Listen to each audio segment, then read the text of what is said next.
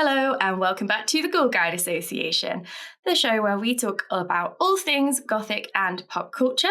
We are, as ever, your Ghoul Guides. I'm Lauren. And I'm Mary. And we are back with another So You Don't Like Horror for the spookiest month of all, which is kind of 2 spooky months because we're running a bit late with these because of me having a double ear infection and not being able to hear anything or put earphones in for like a few weeks. But Mary's back with us today for some reviews of some spooky films. Yes, we it doesn't matter if we're a little bit late because you know, as you'll discover, we have quite a lot of as always good spooky recommendations that I think, and also some special episodes coming up in the new in the new month. It's because I said it's spooky season and you're like, the seasons.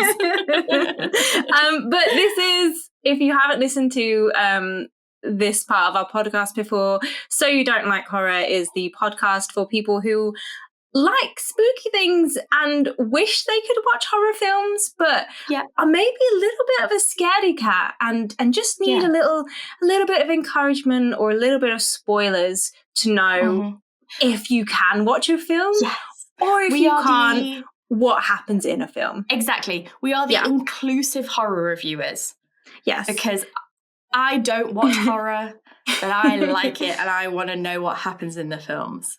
So Mary tells me about it, and we thought, why not bring you all for the ride? So obviously this podcast will have lots of spoilers. I will try and signpost any major spoilers for films, but this is your warning now. So don't complain if we spoil a film for you or anything. It's really hard sometimes to review specifically horror without spoiling it, because usually you have to kind of like give away the ending to really talk about your thoughts about it. But yeah, okay, so shall we dive in with one of my favourite sections, which is actually Audience Recommends, where you lovely people that listen to us and watch us share your like recommendations of things. I have added so many things to my watch list already. Which, by the way, we're still, despite the fact we make this, we forget that we're not just talking to each other. And every time somebody comments or sends us an email, we're both so overwhelmed with like gratitude. Because we just assume that nobody's listening. So thank you to everybody who like comments on Instagram and Spotify and YouTube and that emails us. Genuinely, it makes Mary and I's day every time. Yes. And there's nothing that I love more than getting horror film recommendations. Exactly. It's Mary's always love language. it's equally a delight when I get one that I've seen before or one that I haven't. But here we have some recommendations that I haven't seen before, but I have already put these on my I need to watch these. Good. So one of our listeners, Marla, got in touch with several recommendations. One of the films I couldn't quite find what it was. So if you want to resend us that, we can talk about that one in the next episode. But there were 2 that I did find, and I looked them up, and they look very cool. So the first one is That Thing with Feathers, which came out this year, actually, so 2025. It's written and directed by Dylan Southern, and this is basically a film about grief. So it stars Benedict Cumberbatch as a grieving father, and he encounters an unexpected house guest. Is this in any way connected to Grief is a Thing with Feathers? I don't know. I don't know. I haven't seen this film. But maybe not. Really, while you're talking, I'm going to look it up. But it sounds really interesting, and there have been a lot of really good horror films about grief that have come out in the past couple of years. So this will be a good one to kind of look into and see how it compares to those films. And then the other one that Marla recommended is Silencio, and this is I think a 2025 TV miniseries. If this is what well, I also found a 2018 film, but both of them appear to be about vampires. Oh, okay. Well, The one that I found was about, it takes place during the Black Death and also Spain's AIDS crisis, so it kind of jumps between. But yeah, maybe it's also the film, the 2018 film. But I mean, both sounded like something we would watch. Yeah. Please do correct us if I have got either of those wrong, because they sound really, really interesting and really great, and I want to make sure that I'm getting the recommendations correct. But yeah, they sound really interesting, and so a film about grief, and then a film about vampires. Yeah. And I was correct.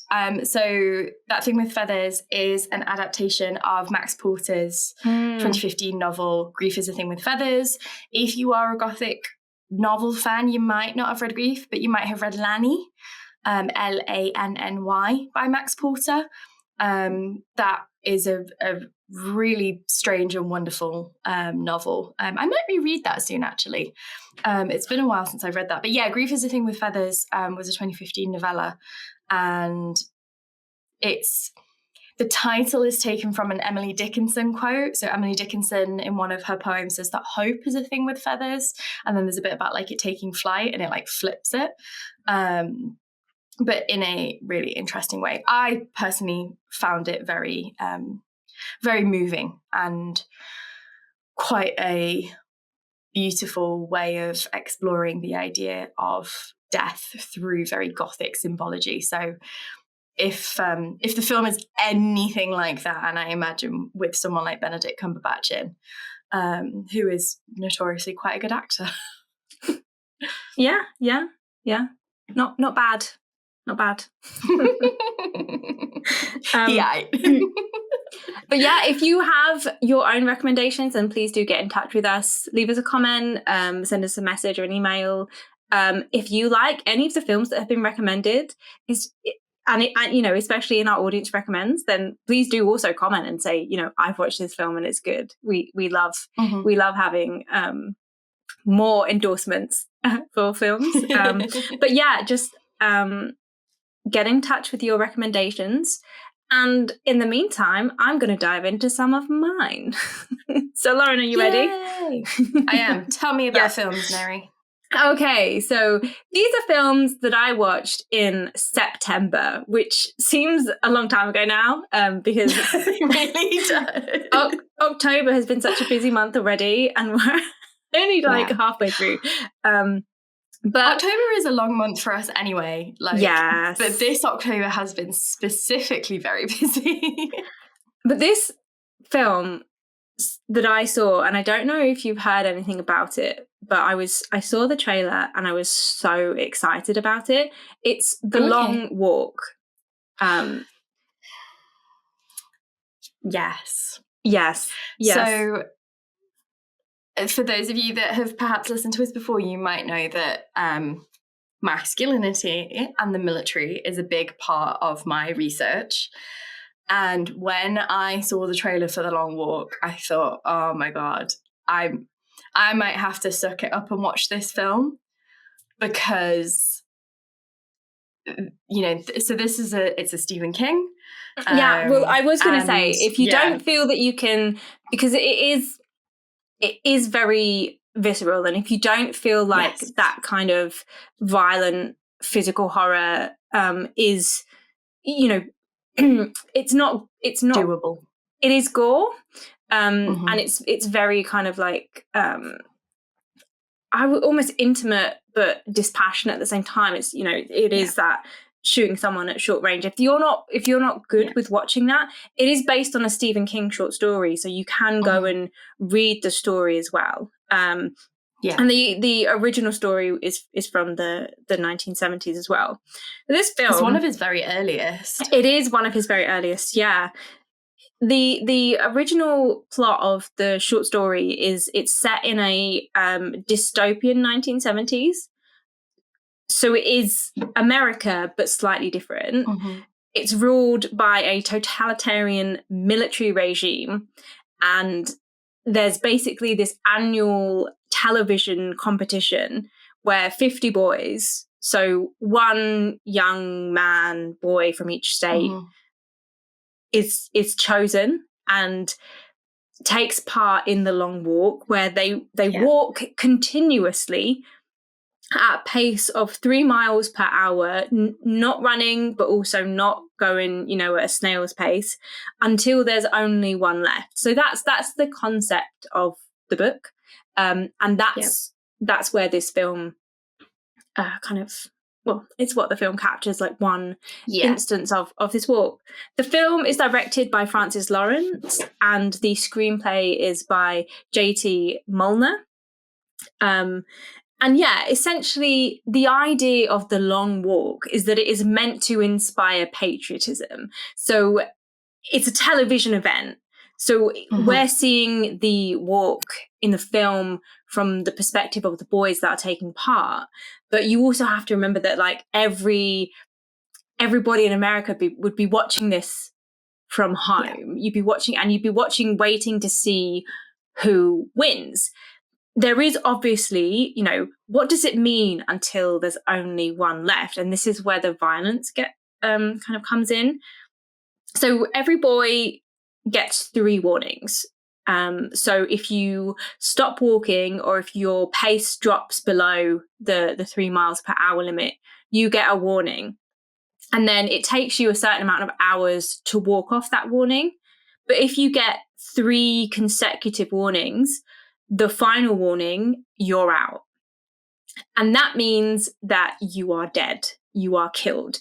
There is... You're point blank executed. A military convoy that is leading and following the boys that are marching. And there are also soldiers that are walking with them. Obviously not continuously in the same way. They do change, and they do obviously get to sit and rest and all those kinds of things. But there are always people there walking and checking them. And if you go beyond a certain point, you stop walking, and then you get your 3 warnings, you are shot at point blank range. And it doesn't matter who you are or what you've done. It's just about keeping walking. And you're like, okay, why would anyone do this? And how is this patriotic? It's about inspiring, I guess, hope, in that the boy at the end gets a prize, like a prize winning, and also the fulfillment of one wish. So it could be, I have all this money and then I want to go on a massive holiday, or I want a house and a car, those kinds of things. So it's very much in that kind of a nightmarish American dream of, like, if you can just push yourself and keep going to the end, then you can have a world of all of your dreams and wishes fulfilled. In the film, I think it's really important that it's the America that it is portraying, because it's not... I would say, think of something like The Hunger Games, which is one of the many texts that has been inspired by kings. Yeah. It's very much that kind of the Hunger Games and Battle Royale, and you get the real sense. It's it doesn't give you a lot, but you can, like, from what I remember of the novella and then what I've seen of it's a short story, I think, actually, of the trailer, it's not like a thriving America. You can see even just through the boys that you meet. I mean, there's 50, but you can see the poverty and the, what people want from that is they want to be able to help get their family out of poverty. And there's, this is also the point of they're doing it because economically this dystopian America is really not doing very well. So there is a lot of poverty and,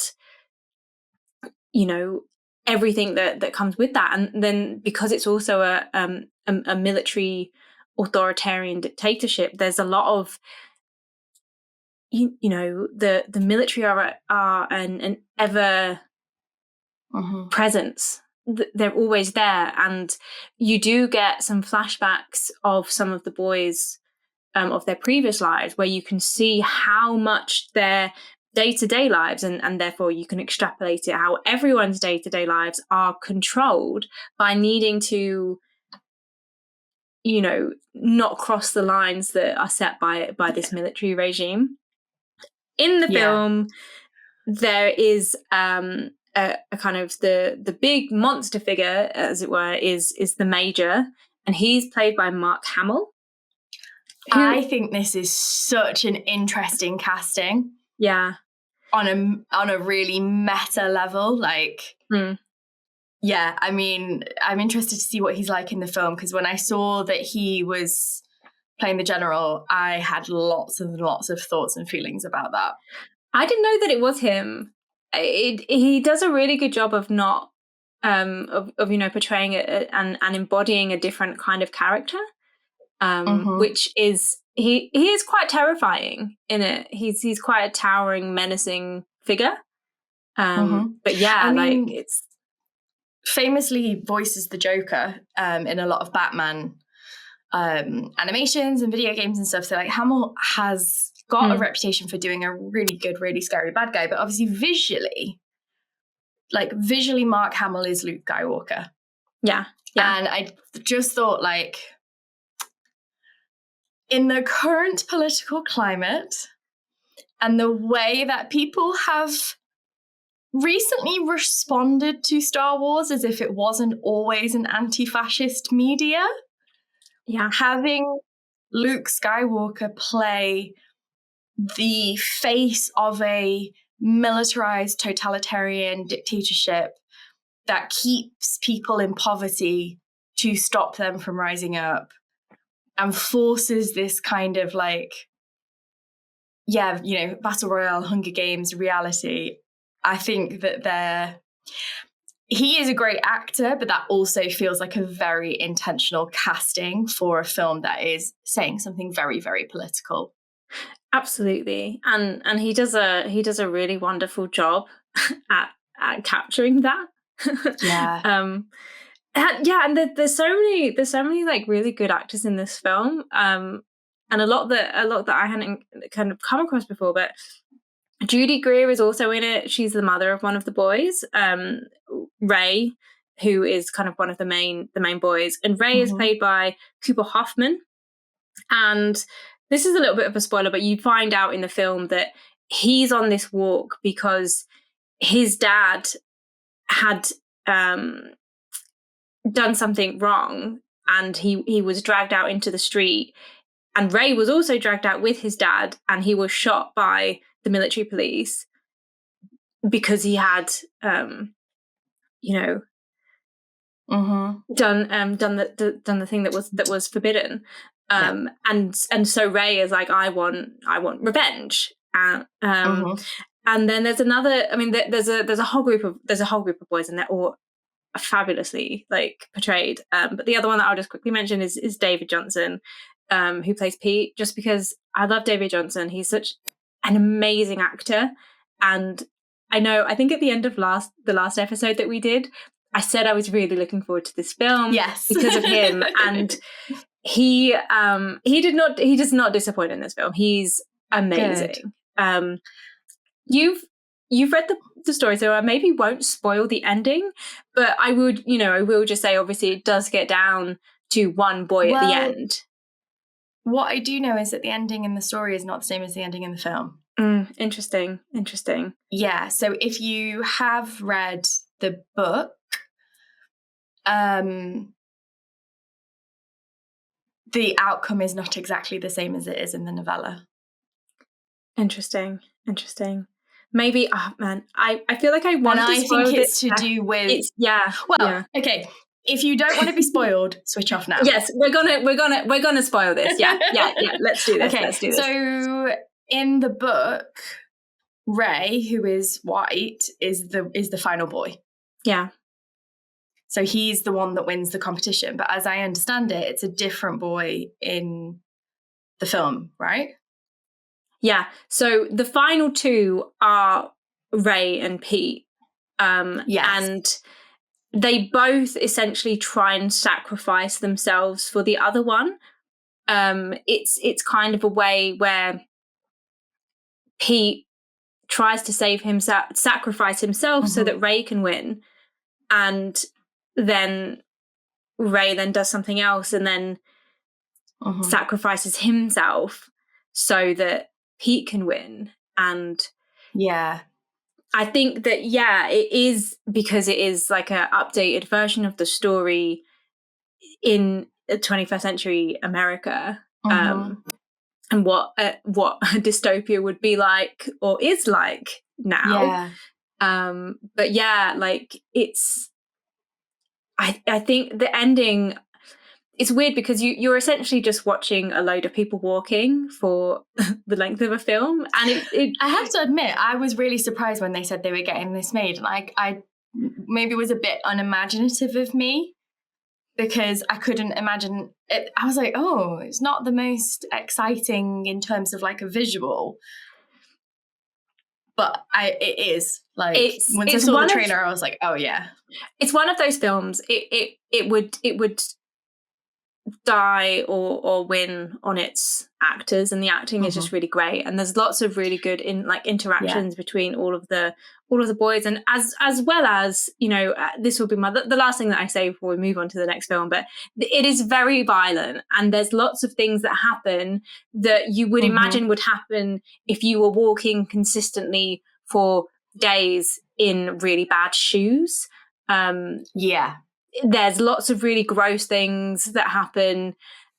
There's obviously a lot of gun violence, but there's also a lot of other kinds of violence and gross things that happen. So it is a film that, like, if you're not one for that kind of body horror, in like real body horror, then because some people are okay with fantasy body horror, but like The Long Walk is a realism dystopia, isn't it? And I think that's why it's such a great horror film, because it's so grounded in you know, that kind of, I guess, speculative what could happen. Okay, so The Long Walk, pretty good, but pretty high on the squeamish scale. Very violent. Not for the faint of heart. Okay, so the next film that I want to talk to you about is one that I know you will have thoughts on, even though I don't think you've seen any of the films. Ooh, okay. It's Conjuring: The Last Rites.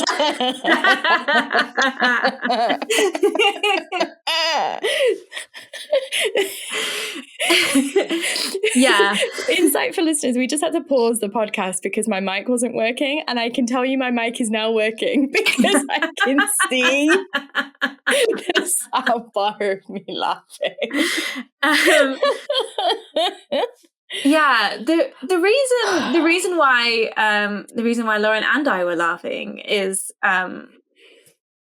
we have thoughts about the Warrens and also the Conjuring franchise. We also did like a true crime series on YouTube. I don't think it's on the podcast, but I think it might be on the podcast. It might be. And if you haven't, early episode, if you haven't listened to it, then do go and you can hear our thoughts about the real life horrors of Ed and Lorraine Warren. But if you do not know what we're talking about, this is the latest and the final film in the Conjuring franchise. It's the it's the 9th installment. So yes, there have been 9 other films in this franchise. This one was directed by Michael Chavez. Apologies if I mispronounce his name. Who also directed some of the other films in the franchise, including Conjuring: The Devil Made Me Do It from 2021 and The Nun 2 from 2023. So the newer ones. The newer ones, yeah. I mean, I have to say I actually quite like the Nun films, but like the entire franchise, it is very small C conservative. And this film is no different. This just as a kind of stat though, like this debuted at $84 million. which is the best opening of the franchise. And it's also the third biggest ever opening for a horror film ever. That's insane. Yeah, this is, well, I think this just shows that this is mainstream. This is mainstream horror. Yeah. And also that there is an appetite for horror films right now. And I do think that is definitely growing. Yes, yeah. And I think that you can see this both in kind of indie films, smaller studios, and the big studios as well. But yeah, like I also think that because, you know, it's the last rites, and I think they've also just had to put out like a statement being like, yeah, no, this is definitely the last film. It's like really the last one. This is the last film, so this is it. So I think a lot of people who have, you know, over the other 8 films been following the Warrens, you know, you want to know how it ends, and you want to see like what's the ending. Do you want to know how it ends? Ed is a dirty paedophile and Lorraine's a bitch. I mean, one of my biggest gripes about this franchise, and yours, I know, is that the reason that they got made is that it's a collaboration with the existing Warren family. Lorraine was, I think Lorraine, before Lorraine died, she was executive producing, and everything was kind of like, you know, allowed or not allowed. So it is, I think that's always worth bearing in mind when you watch these films, that it's showing a specific version of the Warrens. As you know, my biggest gripe with these films is actually that she cast she didn't cast, but the actors that play Ed and Lorraine are really hot. That is my point. No, but that's my point. That's my point. So Patrick Wilson stars as Daddy Warren, as we sometimes call him. And it really frustrates me because Ed Warren was not a good person, and he was a sleazy bastard. Yeah, and allegedly. Just so they don't sue me. Allegedly. Everything allegedly. But I mean, the reason why you and I think that is because we think that a lot of people that work in that industry are predatory in terms of preying on families. Ed was literally a predator. Allegedly. Like, he was also allegedly he was also a sexual predator. Yes. But they were both incredibly predatory when it came to families experiencing intense emotional distress, like, you know, the Enfield poltergeist, like Amityville. Like, these were people experiencing intense emotional stress, often abusive situations inside households, and they literally like rinsed them for profit and popularity. Yeah, and I think to some extent you do, when you watch these films, have to put that to one side. The Ed and Lorraine Warren. Ed and Lorraine. Yeah, it's like Patrick Wilson, P.T. Barnum in The Greatest Showman. P.T. Barnum in real life, fucking trash human being, like absolute scum of the earth. Hugh Jackman singing and dancing in his little red coat, wonderful. Yeah, wonderful. Yeah. Not the same people. Patrick Wilson, you know, he's great, and he's also in the Insidious films as well. He's a pretty good actor. Yeah, and Vera Farmiga as well. She's great. They're really decent, and they really bring a depth to the characters, and the characters, this kind of creation of these figures. So the Warrens, if you don't know who they are paranormal investigators, and essentially each film follows them as they are investigating a case. This film is the same but also slightly different. So it has essentially 2 main narrative strands. Okay. One of which is the Warrens themselves, so their family and also their daughter. And it starts with Lorraine being pregnant. They're investigating a case, and there's a mirror, and she touches the mirror, And then something goes wrong. She's rushed to hospital. She, just to support it, there needs to be, with this film, there is a lot of pregnancy and in the beginning as well. So if pregnancies and stillbirths and miscarriages are like child loss and childbirth, then this might be one to avoid, or at least maybe skip the beginning bit. But she essentially has a stillbirth, and it's really dramatic. The power goes out and all of the doctors are really sad, but she says, no, give me my baby, and then she prays, and then the baby comes back to life. Does she bring the fucking baby back? Oh my God. Like, I know it's a horror film and it's a film and it's fiction, but like Lorraine was meant to be a medium. How the fuck is she bringing a baby back to life, for one thing? And for two thing, what's even more annoying is Lorraine is dead. So it's not like she made them put this in the film, but then maybe she did. Maybe like in her will, they were like, you can only continue to make Conjuring films if you make me like some kind of all-powerful saintess. And I think that's the thing that also bothers me about them. And I'll say this and then I'm going to stop. Like, Ed was all like, oh, I'm a demonologist and the demons fear me. And she would often do this thing where she'd be like praying. And I think particularly in the US, I mean, I know they came over to America, but like, I feel like that is an even added layer. Like, as much as I'm an atheist, like, I feel like taking advantage of people's faith. Like, they just make me so angry. Well, I can already tell this is not a film for you. But that is how it starts, and we have this kind of miraculous birth tinged with this, what's going on with that mirror and everything.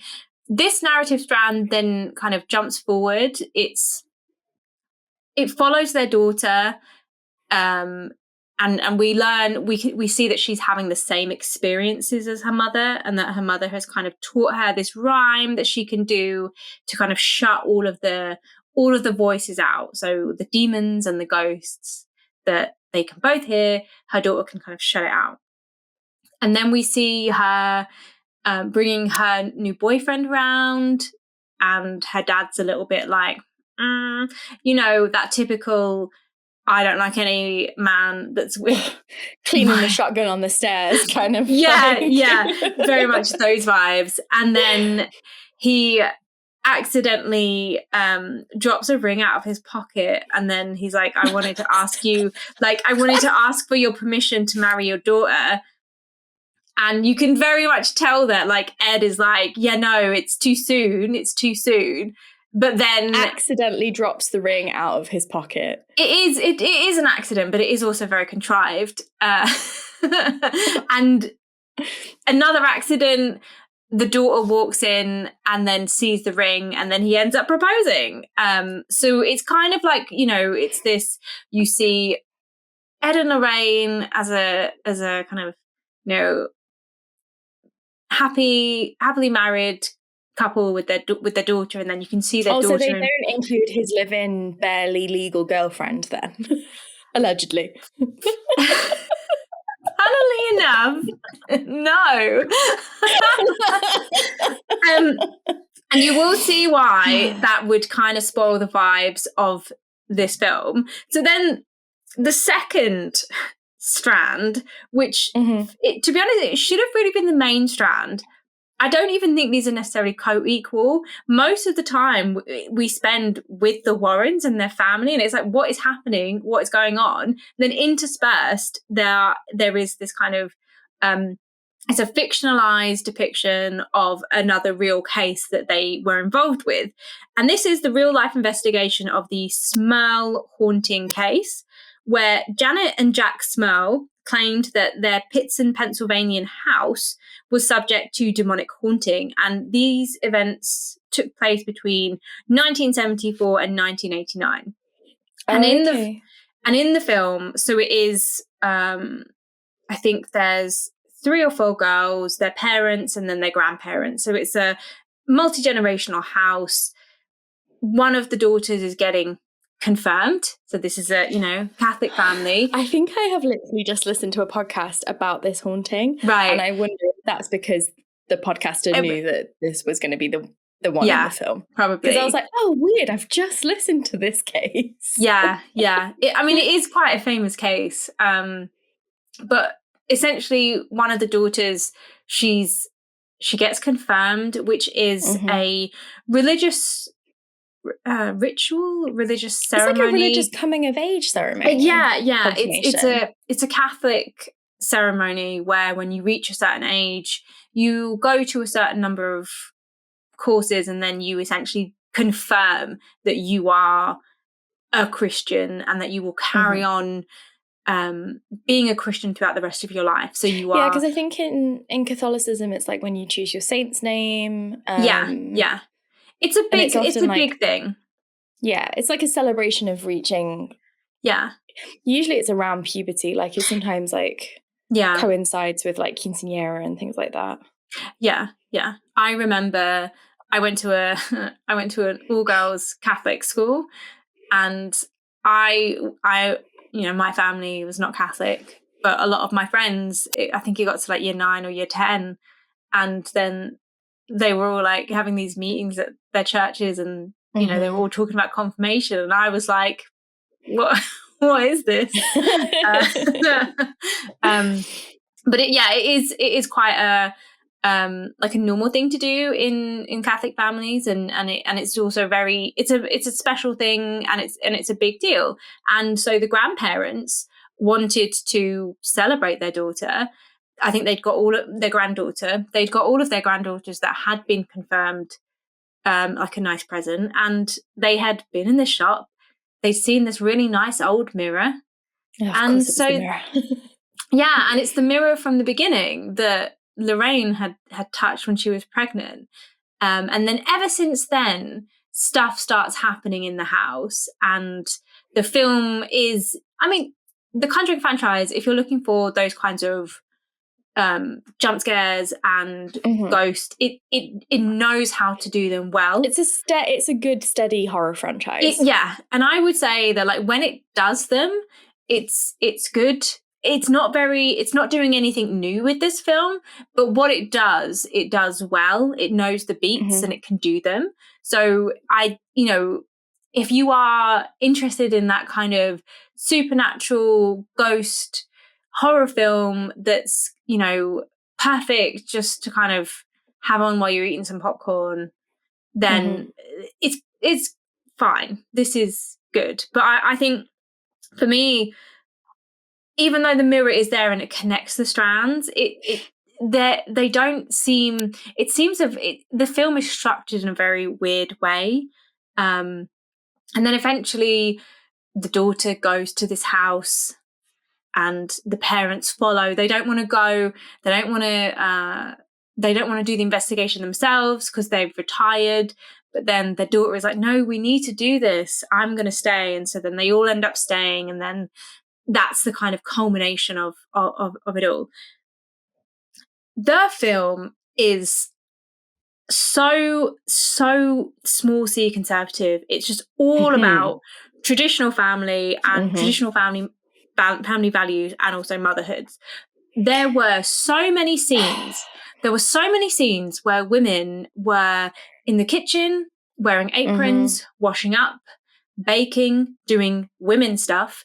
And there were also a lot of scenes where men were in the garage fixing motorbikes, playing pool. So it is very much that whole kind of, you need to get married, you need to have babies, and you need to raise them in a Catholic family, and then these are the traditional gender. And it's so to the point where I was like, am I watching a horror film or am I watching like a trad wife Instagram? Well, it's like, it's that kind of thing where we do get a lot of small c conservative gothic, like things like Twilight, because horror has always been a way to both reinforce and subvert. But I think this is one of my many beefs with the Warrens, is that they they're often celebrated by a community that is generally not conservative, and actually in reality probably wouldn't have been very well liked by Ed and Lorraine, because they were into the supernatural and the paranormal, and actually they were pretty fucking conservative. And I think Lorraine's impact, and I'm assuming the continuing involvement, because I think it's either their son-in-law or their nephew that runs the estate now, I think. But they must still have something to do with the franchise. I mean, maybe I'm wrong, but like Lorraine had a big role in the beginning, and I think that really set the tone. It's always some conservative horror, as much as I don't agree with the values, like it's still good. Like, well, I think this is my takeaway of this film and the franchise. There are some really good films in this franchise. I will disagree with the kind of ideological perspective of them, but they're very entertaining, and they even from the very first Conjuring film, it's really good with those scares. And if that's what you're wanting, it's the early ones, and I really enjoy both of the Nun films. I think they're really good and effective. This film for me felt really disjointed. I would have liked less of the Warrens and more of the smells. just because the two strands just didn't seem like they had been woven together very well in a coherent way for me personally. But yeah, I would say if you want to watch all the Conjuring films and this is the one that you haven't seen yet and you want to know how it ends, then watch it. If you're looking to dabble in the Conjuring franchise, maybe just go with some of the earlier ones. This one. The first two were very, very well reviewed. Like, they're good films. Yeah. But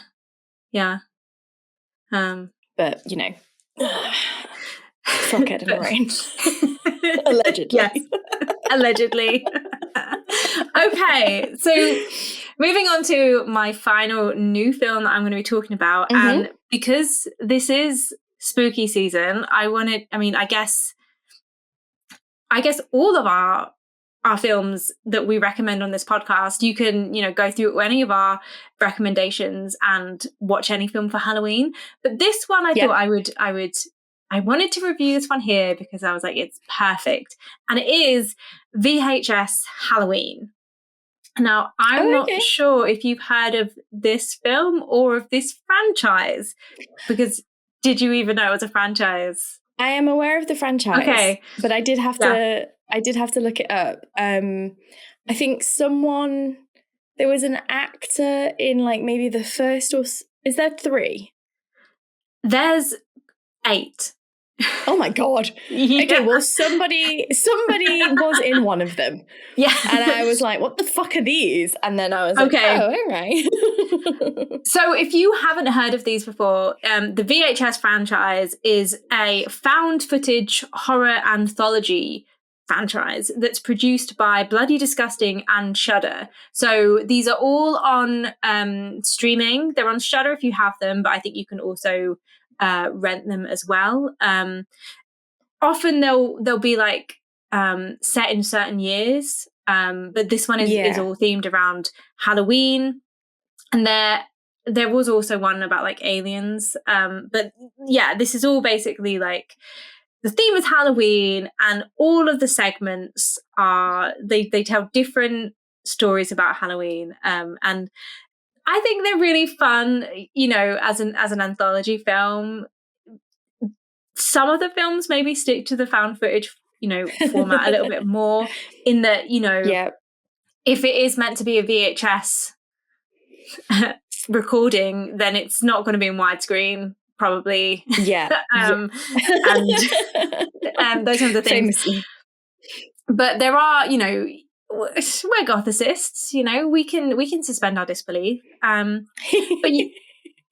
yeah, the way that they're arranged, I also think is really fun. So it's basically each installment that you watch, there are a group of main short films, and they're all interwoven with a frame narrative, which is then another film. So Here there's 5 segments, but then you technically get 6. So there's one that kind of bookends all of the other films. So I'll just take you through some of them, just to give you a little flavor. So the frame narrative in this one is called Diet Phantasma, and it's written and directed by Brian M. Ferguson. This one is probably one of my favorites because it's basically, when you're in a lab, you're doing testing, but of like a product. So it's like, we've made this new soda, or we've made this new cookie, and then you get people in and they taste it, and then you get feedback. So it's that. But the tastings are happening in a room with a two-way mirror. So the kind of scientists are on the other side, and they normally have one participant in the room. They try the soda, which is Diet Phantasma, and then essentially they get possessed by. Funnily enough, that's not the first soft drink related gothic horror narrative I've ever heard of. Because did you ever watch iZombie? I don't think I did. So iZombie was, the first few seasons were great, and then often it fell off. But iZombie was a show based on a comic book where a girl called Liv Moore, becomes a zombie, and she helps detectives solve crimes by eating the brains of the murder victims. Because if she eats their brains, then she gets their memories. But one of the plots was that a new energy drink was turning people into zombies, that the compound had somehow got in it. And it was around about the Four Loko thing. But yes, if I had 2 nickels. It's really fun. It's really fun. And in the room, they bring in like different people. Sometimes they bring in like a couple of people. So like you have like in between the films, you have like a segment where it's like, okay, there's new people in the room, and then they're talking about the formula. Like, no, I need more. I need less. What happens when they get possessed, and also like it's very violent and gory, but they're obviously trying to find like the right formula to get just the right amount of possession in Diet Phantasma. And just as a warning, enough to give you that kick. Just as a warning, if you ever see Diet Phantasma out like in the real world, don't try it. It won't be worth it. I feel like that's the kind of thing then again, I am a committed Diet Coke girly. I wouldn't even drink a Diet Pepsi, so maybe I wouldn't fall for it. Yeah. Always be wary of accepting drinks. So then the first actual kind of like main segment that we get is a film called Coochie Coochie Coo, which is directed and written by Anna Zlokovic. This is 2 girls.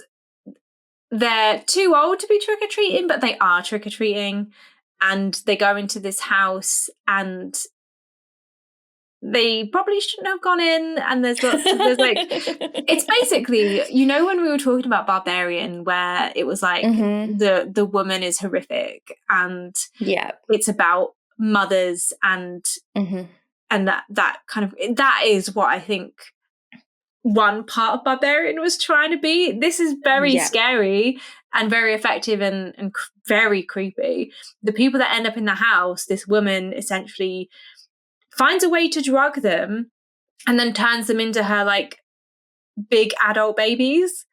And it's so creepy. It's so creepy. It's that's made me go a bit like, okay, well, I don't like that. No, it's like I say, it's very effective. Okay, moving on. The next segment is Ut Supra Sic Infra, which is Latin for as above, so below. I knew it. yeah, it's my pronunciation. Apologies, I didn't study Latin. Look at Latin. some Catholic schoolgirl you are. We didn't do Latin at my school. Oh, I mean, I went to public school. We barely did Spanish. I think we had connections with a convent in France, so we all did French. But that makes sense. So, yeah.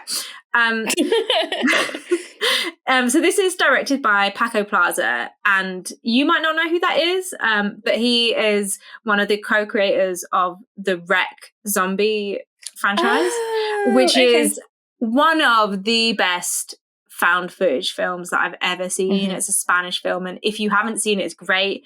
He also co-wrote this story along with Alberto Marini. This one I really enjoyed. It starts off with a boy who's been at a Halloween party, and he's the only survivor, and all of his friends are dead. They kind of broke into a house, and he's like, I don't remember what happened, and also none of his friends, like, their eyes are removed. So the police are like, let's do a reenactment, and they go back into the house, back into the room, and they do exactly what he did. I'm not going to say anymore because I think it's really good. But yeah, like, that's maybe not the best thing to do. But you do find out what happened to their eyes, and it's very creepy. Then the next one is called Fun Size, and this is directed and written by Casper Kelly. And this one is, I think it's very much an American Halloween kind of segment, where when you're trick-or-treating, and if you're, maybe you might not be home, but you want to make sure that there's stuff out for your trick-or-treaters, you leave a bowl out, and then you'll have a sign, please take one. And we've all seen those videos online, right, where people put up, I thought I was being really nice, and then this group of kids or this group of adults came and they took all of them. So we follow this group, again, a group of adults who are trick-or-treating, and they go up to this bowl of candy, and one of them takes two. And then they unwrap it. But the other thing is they unwrap it, and then it's like, oh, this is like weird candy. And it's weird candy because you'll find out, I'm not going to tell you, but you will find out why it's weird. And then they essentially get sucked into this underground, like, warehouse type thing, where there is a monster called Fun Size, who is... going around. I don't want to spoil it because it's so funny, but I'm going to put in an image of Fun Size into the video, and also maybe we'll put one on the Instagram because he is I'm just imagining like a sentient Milky Way. He's big, and he's got like a pumpkin head and a bowler hat. It's very fun and also really gross. It is very fun. It's a very fun segment. The next one is called Kid Print. It's directed and written by Alex Ross Perry, and I'm not going to say anything about this. This one was one of the most. This was creepy, and also like like Nightmare on Elm Street and The Black Phone kind of horror, where it's about like, kids and stuff. It's it's not it's if you don't like, it's also very visceral, and I guess because it's a bit like something like It, maybe. So it's this guy who owns like a photo print shop. Sorry. That if our genre has taught me anything, it's that you don't trust anybody that works at or owns anything to do with photo development. Yeah. Well, basically, there's been a spate of like child disappearances and child murders. Nope. he's taking photos of all the kids. So because their parents are like, I want to have a recent photo in case my kid goes missing. You find out what is happening to the kids. I won't spoil it. But you do see a lot of violence, which I think they only get away with because it's on streaming. It's not streaming. Yeah, it's not like a theatrical release, but it is like, if that may be like, if you want to just dip into some of these segments, that's maybe one to avoid if that's not, physical violence and stuff. Is it like, you know, when you're a kid and you have like 6 episodes of a cartoon on the like video, but like one of them, like we had this video and like the second to last one was really, really creepy. So we used to fast forward through it because we were too scared to watch it. Yeah. You can skip through, and you know when it gets to the end because it will take you back to the Diet Phantasma frame narrative. So, it's quite easy to skip. The last one is called Home Haunt, and this is directed and written by Michelin Pitt Norman and R.H. Norman, who are a couple, and it is a father and son who every year they make a big like kind of Halloween haunted house in the garden. Oh, okay. And this year he has stolen something, and the house that he's made essentially comes alive. So everyone is really, you've got all his neighbors being like, oh yeah, it's going to be shit again, going into this haunted house, and then it turns out that everything's real. Sorry, if my neighbour was making a haunted house for free every year and I was bitching that it was shit, I deserve to get haunted. Well, exactly. But yeah, like I think that's like, even though I guess you are kind of not limited, but there is a kind of like, it's Halloween, here's candy, trick-or-treating, haunted house. There is still like quite a lot of variety in this film, and I think it's one of my favorite of the VHS kind of anthologies that I've seen. So yes, if you are looking for a spooky Halloween themed spooky watch, itchy, then this is for you. Nice.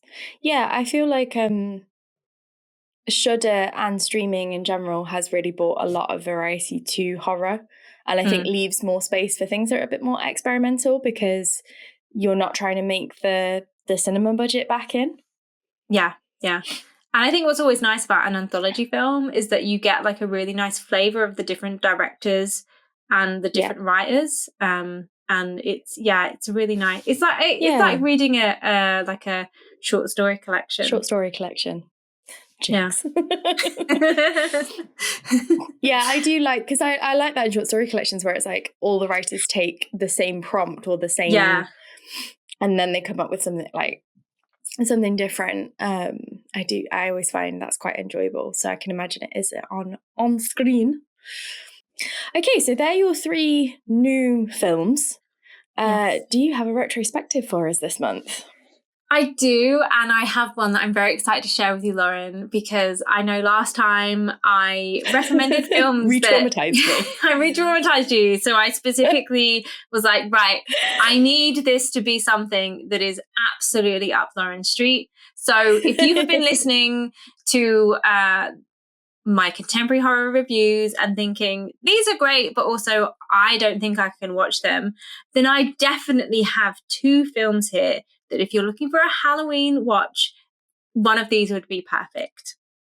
Awesome. And I have themed them around classic horror comedies. So they are genuinely like, they're spooky, but they're also like so fabulously fun. So the first one, and I will be interested to see if you've seen this film, seen either of these films, or if you've heard of them. The first one is I Married a Witch from 1942. No. Okay, so this is directed by Renee Clare, and the screenplay is by Robert Pirosh and Mark Connolly, and it's based on Thorne Smith and Norman H. Matson's 1941 novel, The Passionate Witch. So if you're like, oh, yes, I'd like to, I'd like more, then there is also a book that you can read. It stars Veronica Lake as the main witch called Jennifer, and Frederick March as Wallace Woolley, who is the object of her attention. So she is the witch that he marries, or of the title. The film actually starts in Salem during the witch trials, and there are two witches. So one of them is Jennifer, and then one of them is her father. And I like this because, witches aren't always necessarily, it's not necessarily always a gendered term. So we have Jennifer and her father, Daniel. They are being burned at the stake. And this charge is being led by the Puritan Jonathan Woolley. And their ashes are buried beneath a tree in order to contain their spirits. So there's this tree, and then they're buried there, and it's in the area that they're burned. But before they're able to be contained, Daniel curses Wallace Woolley and his descendants to always marry the wrong woman. And then that's a great curse. I know, right? So then we get like a really fabulous, like, quick montage of taking it up to 1940s America, of all of these different woolly men and their horrible wives, which that it's what they deserve, because you shouldn't burn people at the stake. So then the actual main narrative picks up.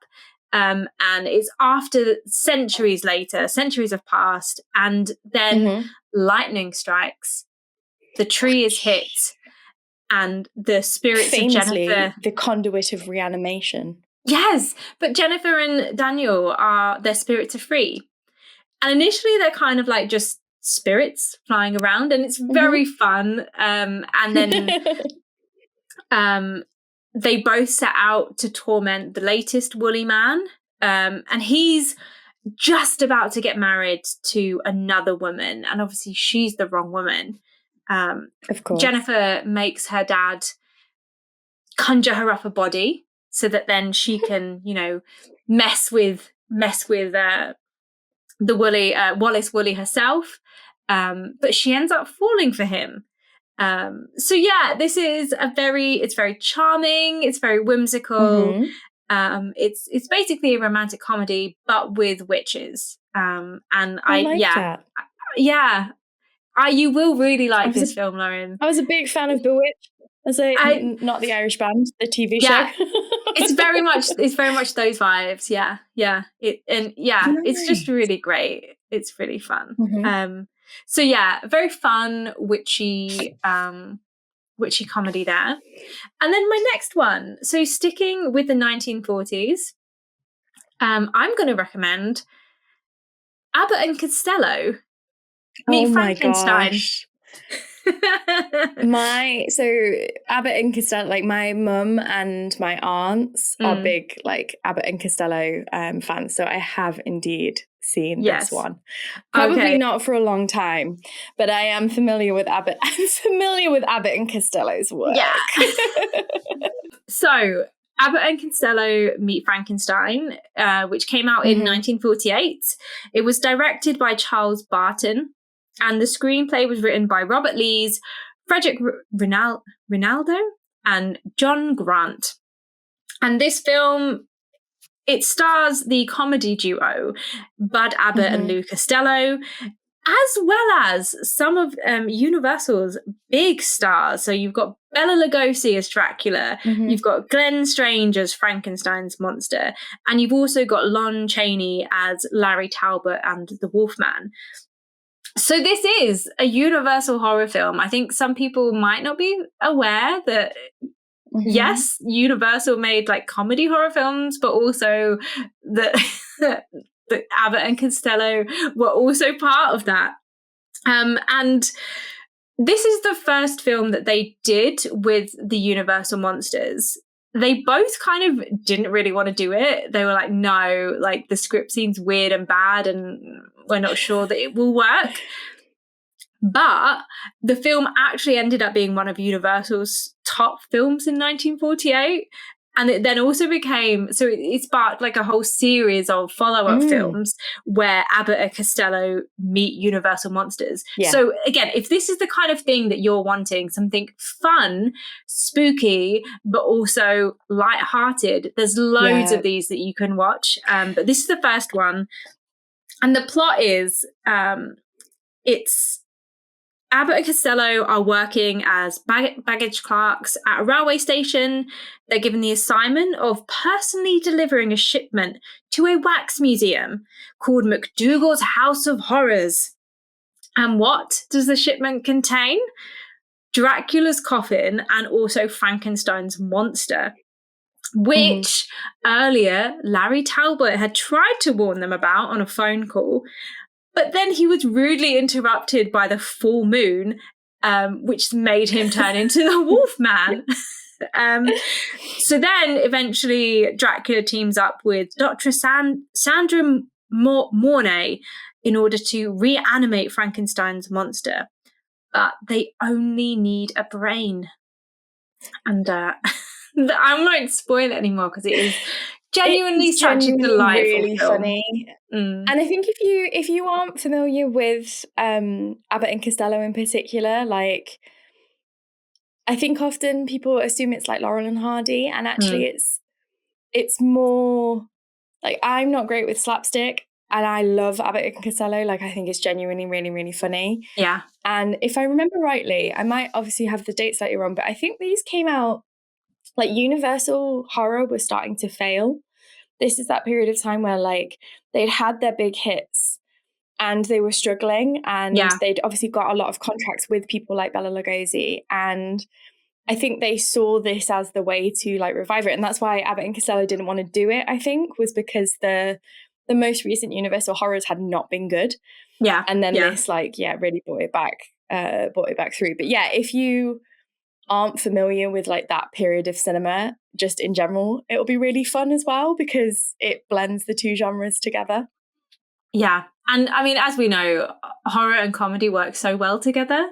It's a long-standing... Two sides of the same coin. Yeah, exactly. It's all about setting things up and then the release, whether it's laughter or fear or both. Yeah.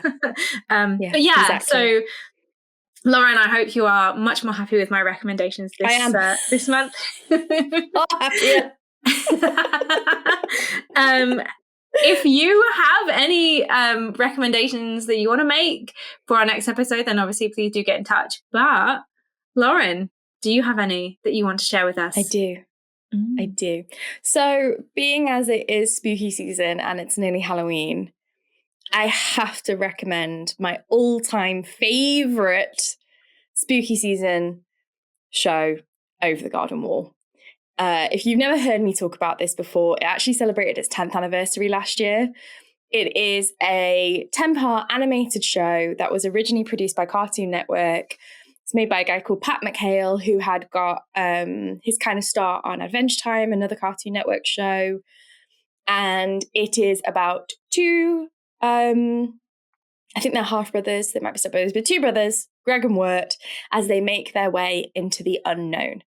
And in the unknown, they basically encounter all of the classic tropes of New England Gothic. You have like a haunted pumpkin patch. You have like very Edgar Allan Poe elements. You've got Hawthorne elements. There's great visuals. There's a great monster. The characters are genuinely really endearing. The songs are fantastic. And you can watch it in a night. It is just such a fantastic show. There is one bit that genuinely is really freaky when the beast first comes on. But particularly if you're looking for something to watch with, if you've got kids or nibblings of the sort of preteen age or above, perfect thing to watch with them. It's just delightful. It's so, so good. It's on a couple of different streaming services. Currently isn't on DVD in the UK, so I'm kicking myself for not buying it at the time. Because I don't think Cartoon Network exists anymore, which makes me feel old. But it's just brilliant. It's one of my favourite shows of all time. Elijah Wood does one of the voices. There's some other fantastic voice talent in there. You will find yourself Googling, like, who is that voice? And it just knows the genre really, really well. And it's just delightful. I'm obsessed with it. I watch it every year. So, of course, I have to recommend it. And then the other thing that I wanted to recommend is, so Mary, did you ever watch an anime from like late 90s? I think maybe 2000s. I'm trying to think how old I would have been. And I think it would have been teens, called Mononoke. An anime? No, I don't think I did. So, not to be confused with Princess Mononoke, which is one of both of our favourite films of all time, which is in itself quite gothic, but Mononoke in Japanese translates roughly to something around beast, and it's often a type of yokai. So yokai are demons and other supernatural creatures in Japanese folklore and mythology, and Mononoke are one of them, essentially. So it's a type of supernatural being, which is why she's Princess Mononoke. She's like the beast princess, the supernatural beast princess. So Mononoke is about a medicine seller, and it's based on a manga. Then they did a TV series, and they have now followed it up with Netflix films. So I remember watching this because I was looking for Princess Mononoke and coming across this. It is one of the most visually stunning animes in existence. And I thought the 2000s one was visually stunning. The new Netflix films are amazing. If you are looking for something that is just an absolute visual feast, that is very unique, that is different, that is going to leave you going, oh, what was that? And wanting to watch it again.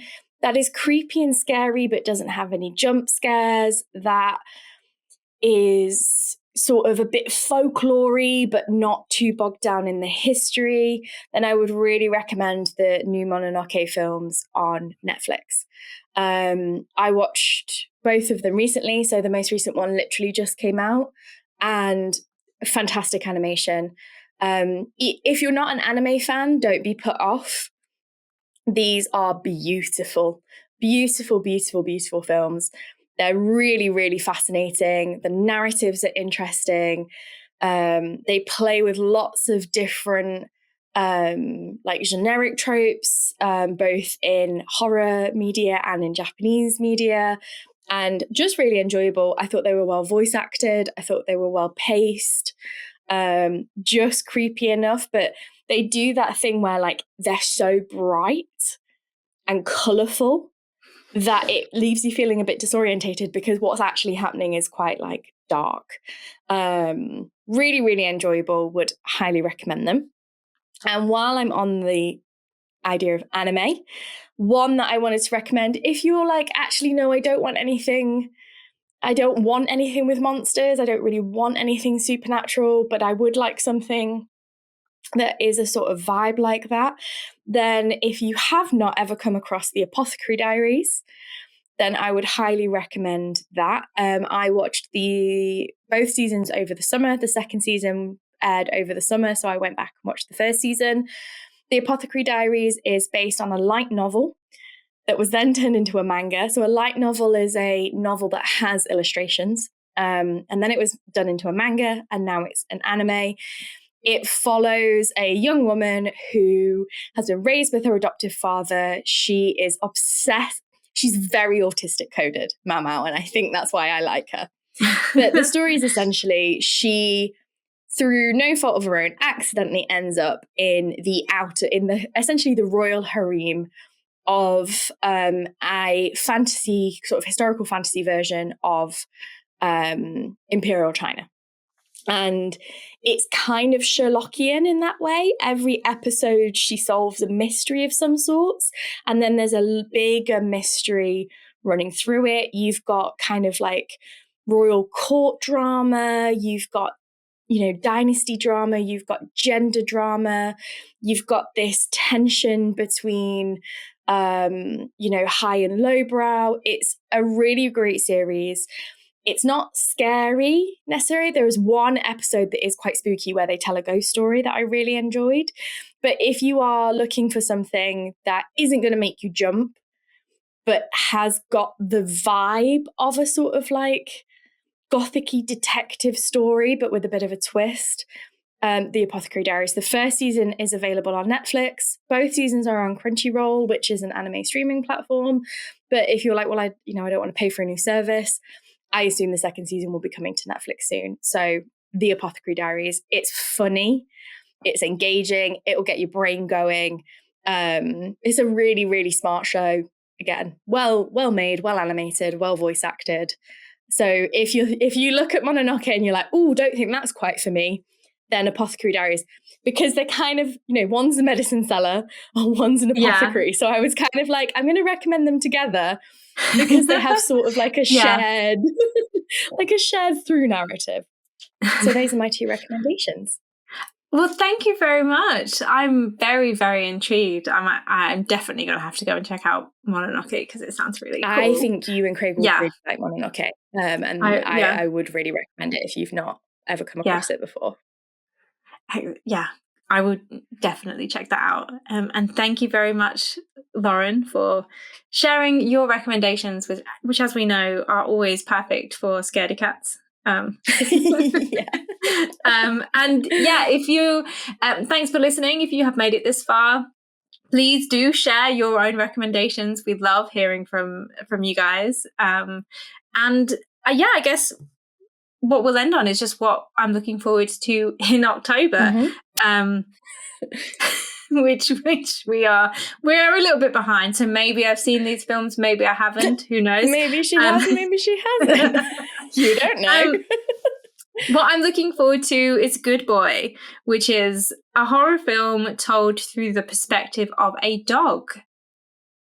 I have seen this advertised. Yeah. And I'm very intrigued. Yes, as am I. And also, as I know all of us are awaiting with bated breath, Guillermo del Toro's Frankenstein.